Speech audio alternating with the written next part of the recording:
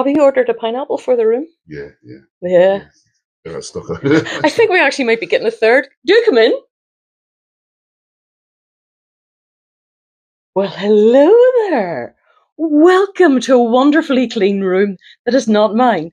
I'm Elvira, Mistress of the Dark, or Mistress of Lawless, whatever you want to call me. And I have a very special guest star in his lovely clean room, and it's Andrew Sawyers. Hey, how you doing? Yeah. So, Andy, big day for you again?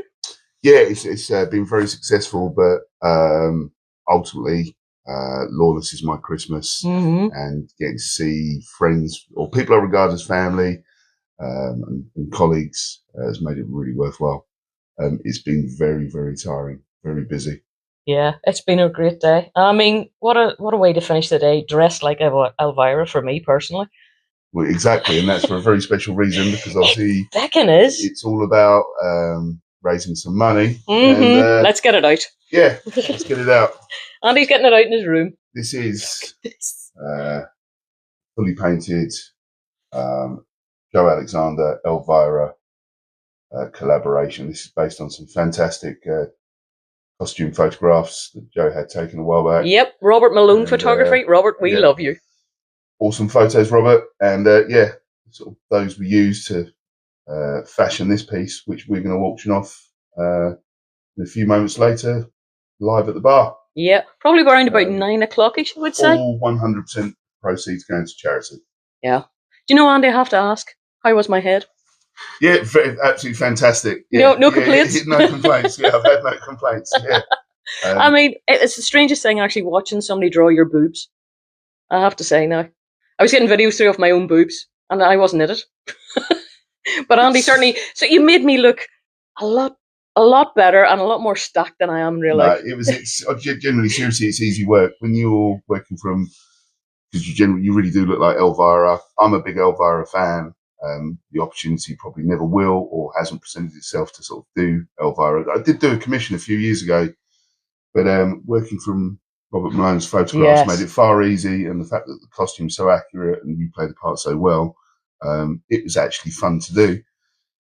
And it got to a couple of points because it took about a week to paint.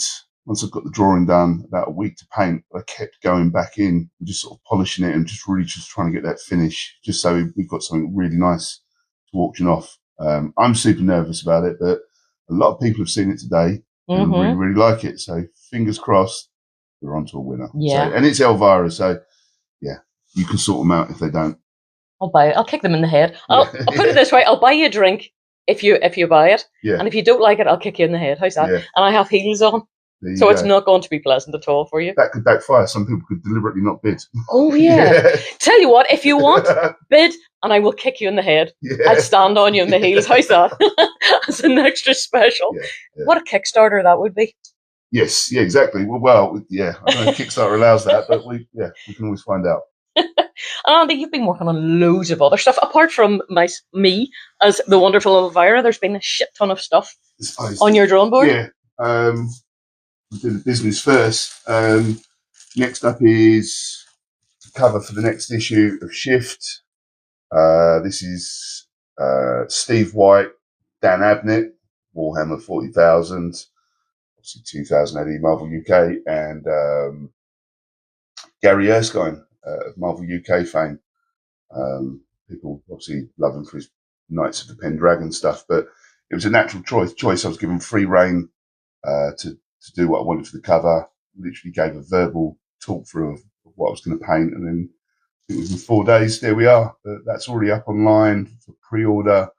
I think he's out in the shops by the time I get back from Lawless. So go into the train station, have a look in Smith's. Shift, issue number 4. We must look out for that on the way home. Yeah.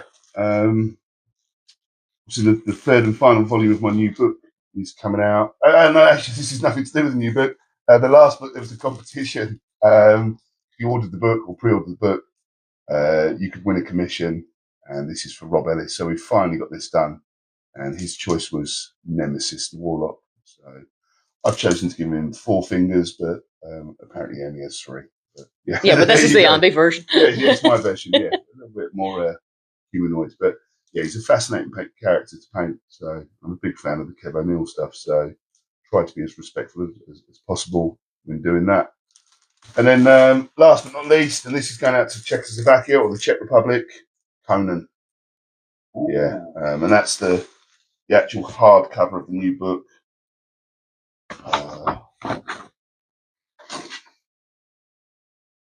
It's also in the book as well. So when we did the pre-order, but brought it down to Lawless, so people could check it out. Yeah. These are your babies, Andy. You were just saying that whenever you see them go, it's wrenching for you. So there's 2 that have gone out the door today to their recipients, and I think even before I came to Lawless, what went out the door? About 4 or 5 paintings that have gone over the last 2 months. They've all gone flying around the country or to relevant destinations somewhere around the globe. And yeah, it's been super busy. It's getting a bit almost frightening busy. Picked up some big work. Yes, can we talk about that? Well, yeah, picked up some big work before travelling for Lawless. What I won't tell you is exactly what it's for, but I was approached a couple of months ago by a gentleman who's sort of prime employee. He's a film producer that has a successful line of comics, which he's the writer and editor of, and very gently and politely asked if I'd be interested in doing some cover work. I accepted. I saw the quality of what they were doing and left it at that. Very interesting working for a stateside Kickstarter because I'm doing a little bit of investigation. It's picking up some very decent numbers, very big readership. So good for them, but it's great to have that exposure. Thursday before getting ready to travel to Lawless, the gentleman, Ryan, got in touch and he said, right, so it's we've got pre-funding.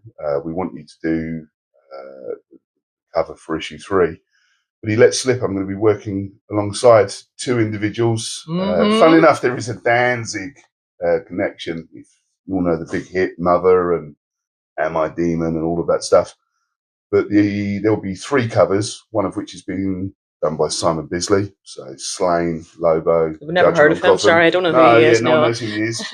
But the other is a very talented and successful gentleman who's had a long and storied career. And I've seen the prelims for his cover.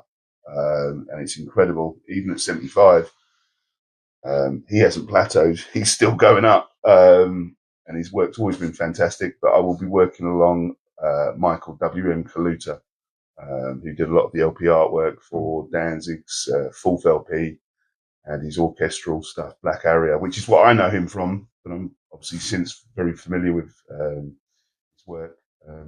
Just for this interview, I was reading through the brief.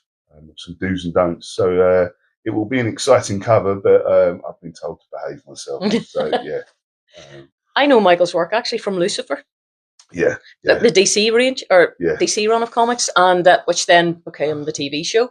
Book of Dreams as well, which is I think beautiful haunting sort of slightly Art Nouveau type influences so in there too. You see a lot of that, particularly he likes to border his work with all the sort of like the organic leaves and an absolute master of his craft, but normally seen or rarely seen outside of actual like galleries doing professional proper artwork. So order. But yeah, and then I'm not going to officially announce it, but and a gentleman's in attendance today at the event. I've been offered to do some work for them, so it's getting pretty exciting. And just sort of feel very lucky with the support of everyone, like the readers and obviously 77, and getting my start with them. It's really starting to grow into something. So we had some real sort of surprise sort of greetings from not contemporaries, but people I admire and have actually taken the time out to find us and come say hello. And you're sort of sitting there sort of scratching your head going, I didn't know they'd seen my stuff. But it's that's down to everyone else sort of sharing the work. Very lucky that I've got what I would call a loyal base of family, readers maybe, but they really get behind the stuff, and their enthusiasm is what makes the machine keep going forward. So, I mean, the fact that you have your art books, it means then that people can see how your art has changed slightly over time. It's maybe become a bit more, I don't know, I can see a change in it. There's something different in it. Not softer. I wouldn't say softer. It's just the lines are I can't put my finger on it, but I can I can definitely see gradual changes as time has gone I on. think Maybe more confidence in your work. partly, I think there used to be quite a sort of stark brutality That's what it is. to what I was doing up until about a year ago.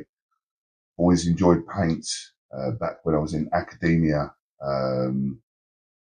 Paint was my preferred medium, to the point where I was almost drawing in paint and exploring, just literally building up whatever the subject matter was completely from the ground up in paint. No pencil, no pens. Wow, that's yeah, talent. it's and then obviously the leaning was always towards comic books and comic strips, so I sort of kind of like dropped it, and then to explore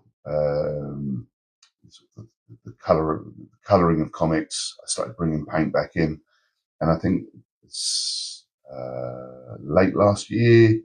I was just like, obviously you've got to draw the panel, or you've got to draw the cover, but completely take out the inking stage, like the line work, and just go straight with paint. So you're actually seeing sort of like the figures and forms with the definition of light and dark, rather than lines, and sort of all the tricks and trades of black and white sequential work, and then putting paint on the top of it or underneath it. But I will actually be attempting a personal piece, more nature-based animals. It will still have maybe like a fantastical sort of like theme to it, but just seeing what I can achieve with paint and just just looking at nature. I think the first one we do is a tiger. Yeah, so that's going to be really interesting to see how you take that style and develop it, and how it changes over time as well. Yeah, I mean, I consider it a bit of a cheat, because what's going to do a lot of the work? You've got that tiger hanging in the tree, so all that green foliage, and then all those orange tiger stripes, and and those eyes, and I wouldn't even see his teeth. He'll almost have like a sort of sly grin on his face. It's like a very realistic Jungle Book type thing. Because I really enjoyed the King Kong piece from last year, and that's another character I want to return to. So yeah. But the book, it does show progression. It's tough for me to look at. I like all of the pieces in there. I wouldn't have put them in there if I didn't. But you can see that jump, and it's quite dramatic. So I'm not even sure you should be putting out art books every year for 3 years in a very short space of time. And this is not like the last one, is that there'll never be art books, but I think if anything was to be like this again, like 10 years down the line, it'll be like a retrospective, and that's going to be and amazing. then whatever the more sort of fully realised version of Andrew Sawyers' artwork is, that's what will be in it. And I would hope publishers will do the work. I'm very lucky. I work with a fantastic bunch of guys at a printing company called Meridian on the Isle of Wight. But assembling the print file and the pagination is very, very stressful. It's enjoyable, but you're sitting there biting your fingernails, waiting for emails to come back, and you get like the dummy copy through, and you sign off for it, and it's like waiting for Christmas. Just the weeks go by, and then suddenly a knock at the door comes, and there's a big delivery truck, and marching box after box into the house. But and then you've got the whole shipping process and packing all the admin stuff, bookmarks and stuff. Yeah. So 10 years from now, I want to see the Andrew Sawyers Book of Kittens.